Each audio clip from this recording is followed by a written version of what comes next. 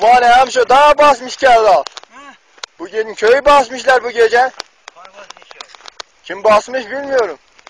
He. Hala hala. Köyü basmışlar. Ne? Sizin evi bir şey bastılar mı? Ya ne basmışlar ya? Kim basmışsa onun anasını çıksın ya.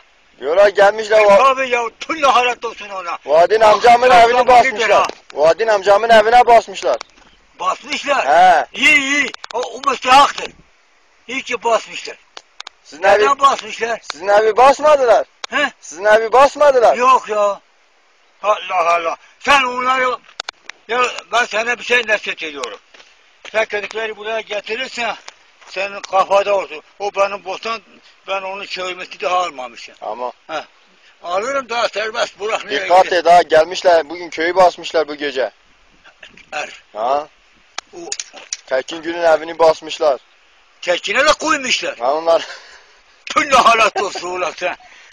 Ulan sen ne adamsın ya. Allah Allah Allah. Gitmişler Hazima Gül'ün evini de basmışlar. Hazım Haşim ya. He. Ya o zavalidir ya. Ya. Kaçken ona basmasaydı.